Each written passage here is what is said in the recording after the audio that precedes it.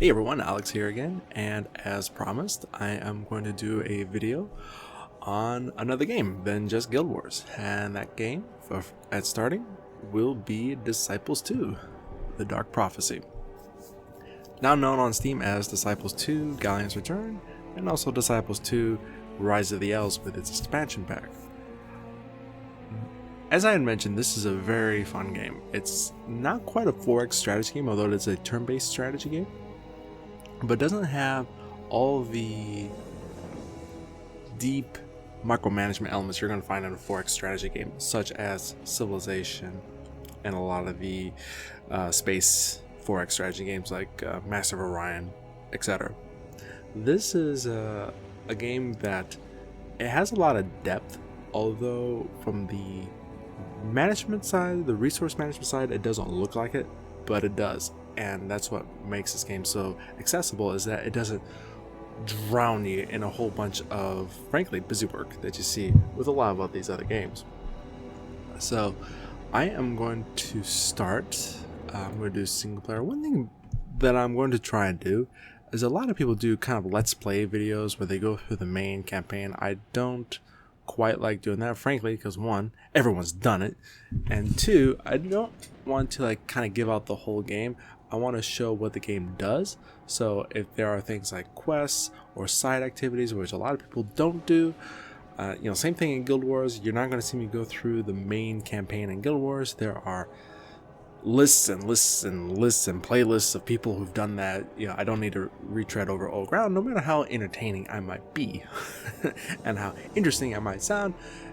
You guys and gals have already seen it already. Same thing is going to apply to Disciples 2. So I'm going to go with a new quest here. And there's kind of a list of quests. If you go into Rise of the Elves, I think this list gets a little bit longer with some of the elves added to the quest. Now, there are certain map sizes that, it's a 48 by 48 grid, and it can go up to 72 by 72 and 96 by 96. And of course, the larger the map, the more factions there are. So in the Veilborn Massacre, we have all four factions: the Human Empire, the Mountain Clans, the Legions of the Damned, and the Undead Hordes. While if you go into a smaller map where there's only two, say the Human Empire and Legions of the Damned, it's 48 by 48. So, and also down here it gives kind of a rough challenge rating, like if it's average or if it's easy or if it's hard. It's kind of their idea of how difficult the map is and how difficult the opponents are. The easy, the Celestial Queen, etc., etc. So let's go take this one, the Empire, where there's only one, but we'll have to see what that's about. Let's see. Let's do this Corpus Delicti, and we'll start with that. So we'll go from here. Again, three races. We've got the Human Empire, the Undead Hordes, and the Mountain Clans. And Legions not available. Let's see. I'm gonna go with.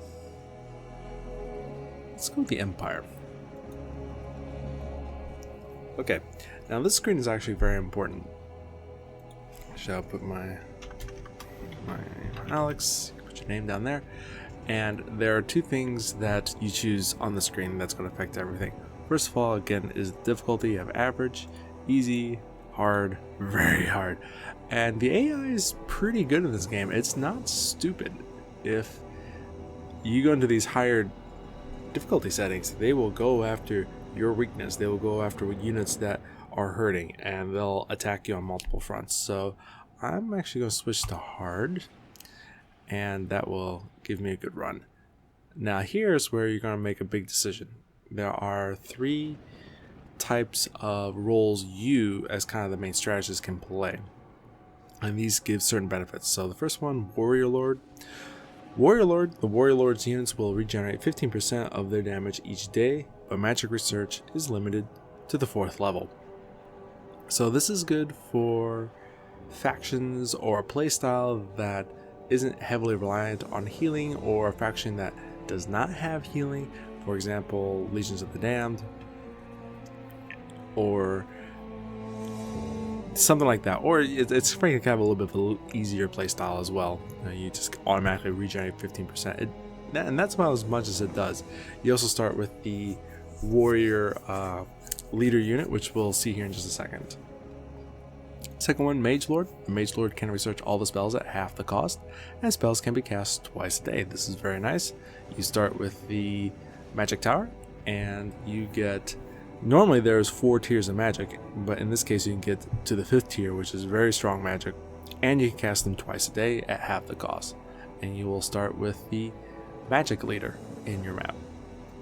Third one, Guildmaster. Guildmaster spells research, again limited to the 4th level like the Warrior Lord, but then the Thief performs more actions, and the cities cost 50% less to grow. This one I've not played with a whole lot, but it looks very interesting. And you start with the Ranger or Scout type of leader. So let's see, with the Human Empire, let's go with the Mage. One thing about the Human Empire is that it has healer units in their main army, so I don't really see the Warrior Lord type of role being that beneficial, particularly to the Human Empire. I think these two, either the Mage Lords or the Guildmaster, will be more worthwhile. So let's continue. And I'm not going to go too much into the story, so I'm actually going to just skip past it here. And here we are. And this is it. This is the map. And we'll start with our leader. Let's see. The Princess Irene has been kidnapped.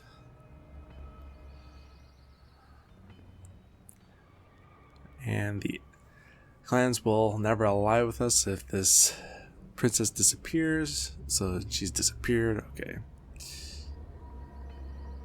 And, fighting a war against the undead, of course, but if we can't fight also against the mountain clans, which seem to be a pretty surly group of friends. Okay, we must ally with the clans, find the princess, and show those undead that Mortis can. Yeah, okay. So here we are. Now, in the video, you're going to see a different screen than mine.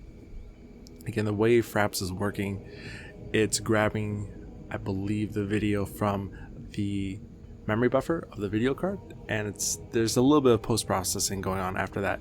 It's actually stretched out to my monitor at 1600 by 1200, but you're probably not seeing that because I've seen the replays of my videos, and it's at a kind of a little bit, I think, lower resolution, but it's also at the 4:3 aspect ratio. So you're going to see kind of the older aspect ratio, while I'm seeing kind of the newer 16:9 aspect ratio, which is pretty standard on today's monitors. So, but don't worry, what you're seeing here is indicative of the game. But when you buy the game on Steam, which is for $6.50, last time I checked, well worth it. As you'll see, it's going to look pretty nice on your screen. So don't let the graphics, or the graphics in a technical sense, fool you, I should say. Okay, so here's our starting capital. This is the main city we have. Actually, we have a little town up here, and we have our main resource node up here. We use life magic, so that's what we have. I'm going to turn on our little resource card up at the top. Again, we have 150 gold and 75 magic. So, and there's our leader. Again, we have, so we start as a mage lord, so we have the mage type leader. And your army is always going to have this kind of layout. It's 2 rows by 6 columns, or 2 rows by 3 columns, I should say. So a total of 6 units. And it doesn't grow any more than this. But when you start with leader, you see this leadership of 3, which means he can only have 3 units with them starting out. So let's take a look here. Well, one thing we should always start with is a healer. That is very unique to the Human Empire, and is definitely their main strength. So we definitely want a healing unit with us, the Acolyte. So we'll keep her in our group, and then we'll decide who we want left. So we got 2 left. Now the thing about these is, this front rank in the front here is where your front lines units are, and the second rank is where your rear units are. You can see all the units facing kind of towards the right. That's where they're going to face towards the enemy.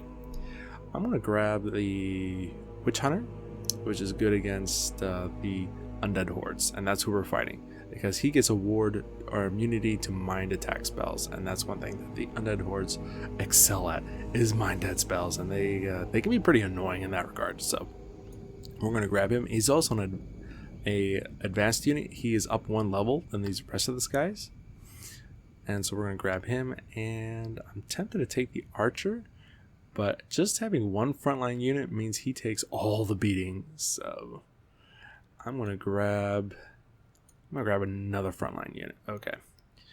Now with this button here, there's the paper doll. This is for my main healer unit.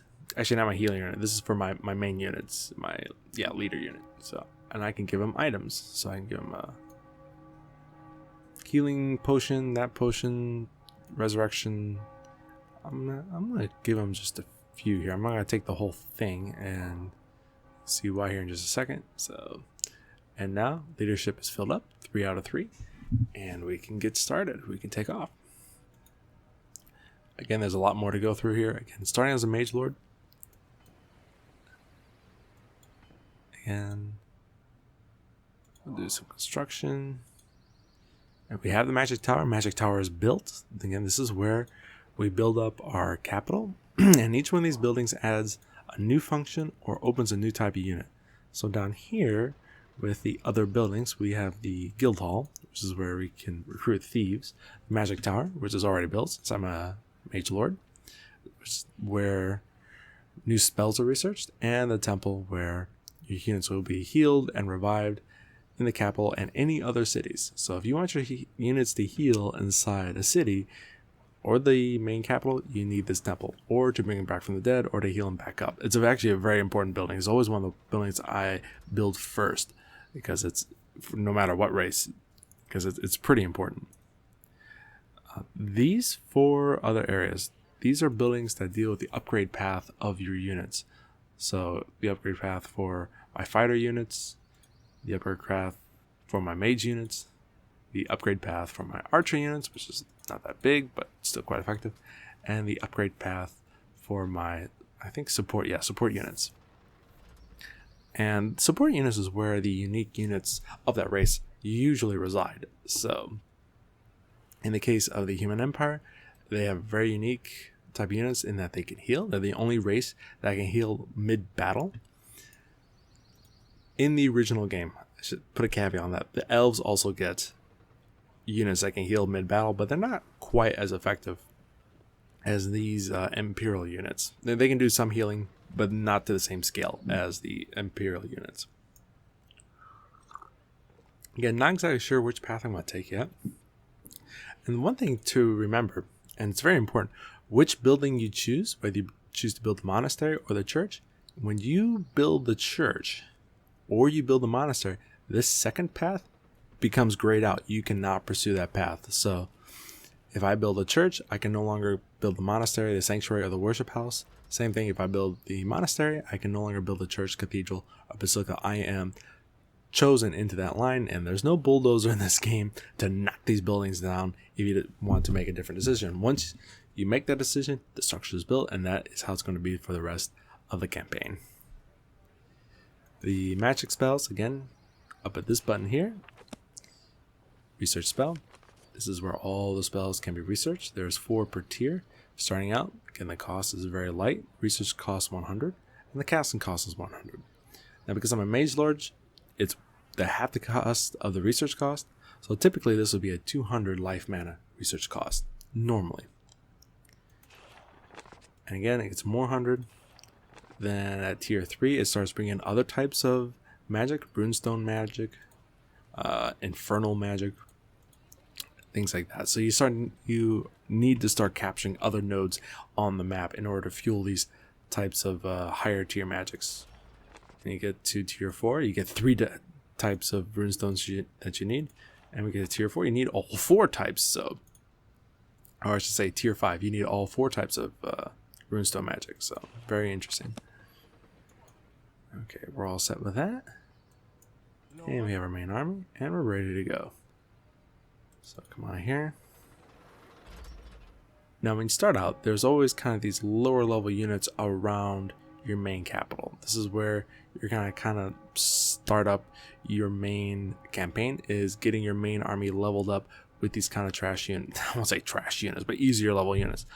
However, there's one thing to consider, is you have two very different tactics on how to approach this map when you start the game, and that is, do you start with one army and just feed all the experience early on into this one army and build up that one army, or do you split it out into 2 or 3 armies? And on a larger map, you'll need 2 or 3 armies. But the thing is, if you vacuum up all the easier units around the capital, then that makes it much more difficult for your second army to get a foothold, because the units they will encounter will be much stronger than them, and they'll just kill them outright. So always keep a few of these kind of, weaker level units around if you're going to start a second or third army, because they will be vital in trying to get them up to speed where they won't be murdered later on in the game. Okay, so we got one unit here, and we'll start our first battle. Here we go. Okay, we're going up against the spearman. We have a squire, and he has a healing unit. Okay, so let's see, how much does he hit? He hits for 50, and I heal for 20. So I'm gonna put squire on defense, and we'll start with the witch hunter. And you notice the AI didn't go after the guy that's in defense, even though he's at a lower HP. He went after the witch hunter, which is not on defense, because on defense, while they don't do anything that turn, they take half the damage. Okay, the acolyte healed herself, so the AI will always heal itself with the acolyte, and frankly, so will human players.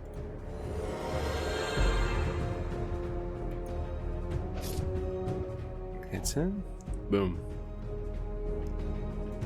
And I'm gonna get rid of this guy. There we go.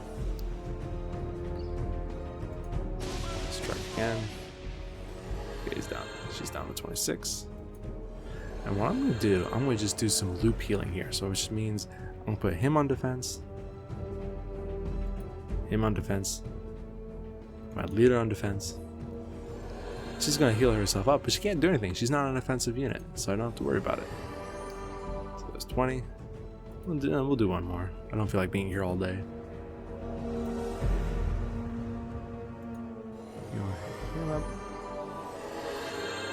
Okay, I'll just take her out. Boom. Down she goes. And I get one more hit. There we go. So XP 18, which is good. And let's see, we get a little bit of treasure. Life potion. This is pretty nice because these are actually pretty expensive, especially early on in the game. Okay, 3. And he doesn't have a whole lot of movement points here. Not nearly as much as the scout, and the fighter unit can fly. So I got kind of the worst of both worlds here. But we'll take a look here. Alright. So that is pretty much it. And I'm going to hit the turn button here.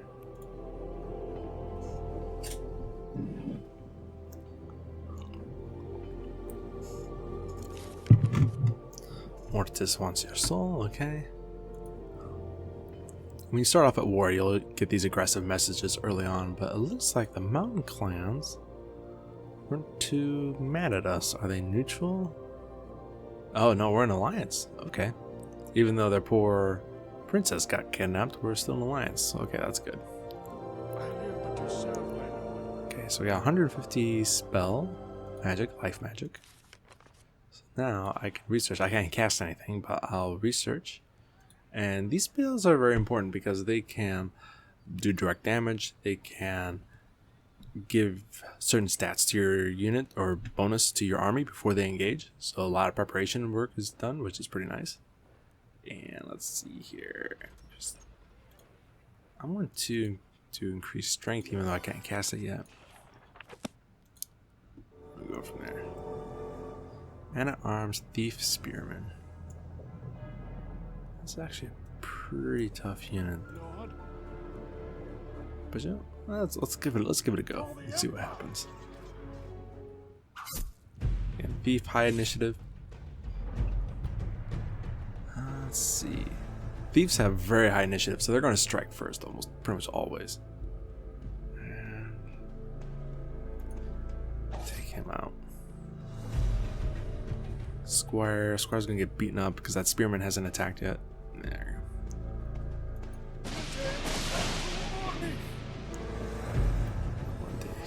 Let's see if I can keep my squire alive as much as I can. Keep him on the defense. Yeah, he's getting hit pretty hard. There we go. Okay, down goes the thief. My witch hunter, he can take a beating, but my thief cannot. So, I'm sorry, my squire cannot. So this is kind of a race to keep my squire alive. Oh, 27. He's almost dead, but I can take out this. And I miss, of course.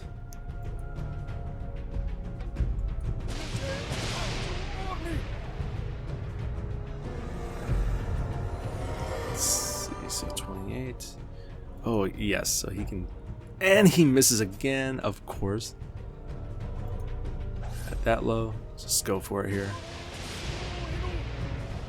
Okay, we got very unlucky and kind of lucky. So, but he's alive and he gets a lot of XP. It's so important to keep your units alive early on, even though they're pretty much at death's doorstep at this point. Got a merchant shop. Got some towns and cities here. Let's see.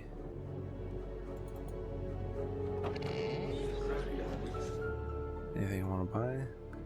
150, 300. Okay.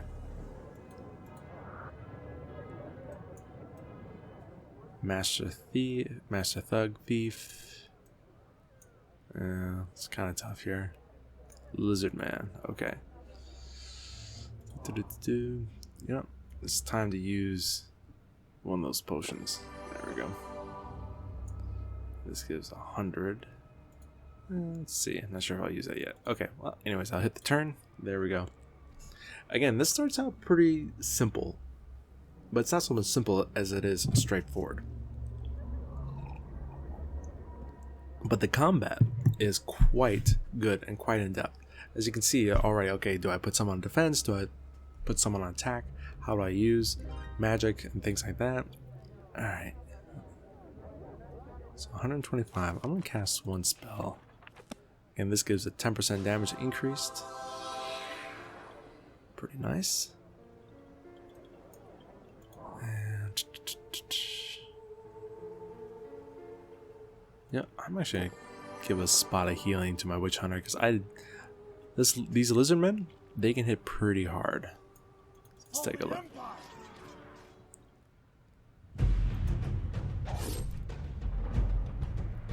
Get my square on defense here. Yeah, 70. Oh, look at that. I'm gonna heal him. Oh, and he's dead. Okay. What's gonna be done about that? Keep him on defense. It's gonna be up to my leader here. I'll keep healing my squire. Keep him on defense. And he hits for 40, so he hits pretty hard.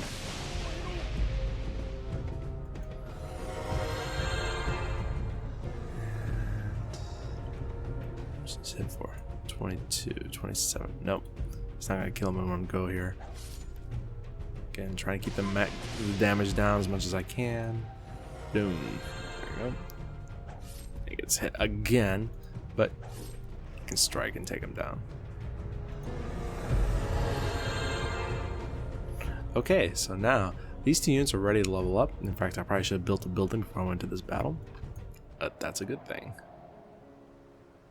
All right, so this mage hunter is dead. I'm trying to think, should I use the potion or not? But you know what?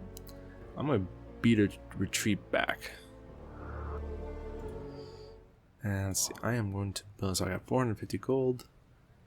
So fighter units. All right, I have a good idea which way I want to go. I can go either down the stable and access their big fighter line, going from stable to the knight, imperial knight, things like that.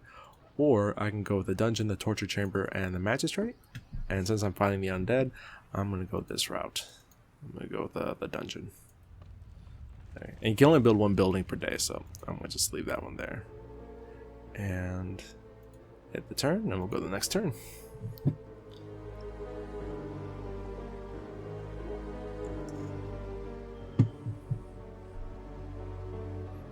Again, not going to be a very long video today, just because I don't have too much time, but let's see if I can get 2 more turns in here. Okay. On roads, you get, I think, half the movement cost, so the roads are better if you can always go on roads, and the pathfinding will always prefer roads. So let's go back here. There we go. And oh, you know what? I need to build a temple if I want to bring that guy back. So let's build a temple. There we go. Speak thy command. And I'll bring him back. And I need 200 gold, and I don't have enough gold. Figures. Yep. I'm just gonna be lazy there and just heal him up. And we'll keep him in the capital, and that's all I'm gonna do this time.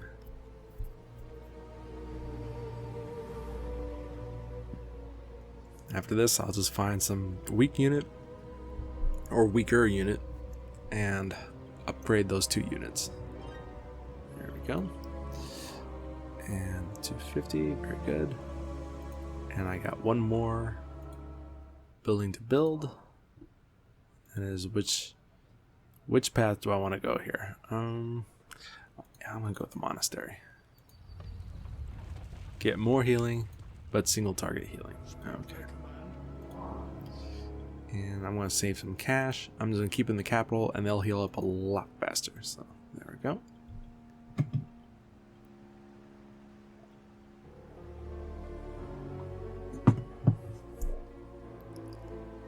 Yeah. Graphics are beautiful in this game, I must admit. Particularly the art style. Very gothic. And I love that art style. Okay. So we got 250 life magic here. Anything we want to research? I'm going to do celerity. Again, you can always go with these kind of more simple attack spells from the early on. Wards are pretty nice if you know what type of magic you're going to encounter. But if you don't know what you're going to encounter, it's not so much. As you get more experience in the game, you'll know what you're going to encounter or not. And let's see here.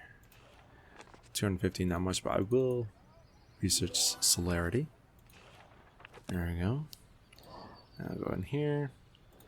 Heal this guy up for the rest. I'm gonna hang around. And off we go. Okay. Back down the road. 12. Can I hit that wolf? Yeah. We'll take out this wolf.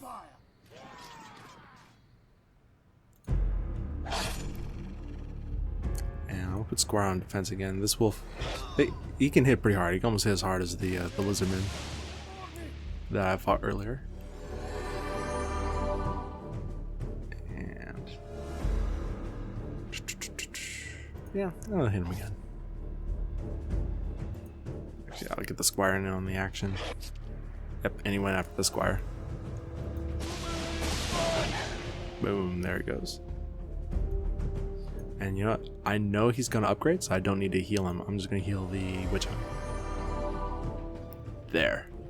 Now I got 2 Witch Hunters and a Priest. So now all of my units are at level 2. Very cool. Alright.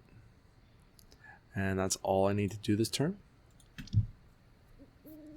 So I'll hit the turn button.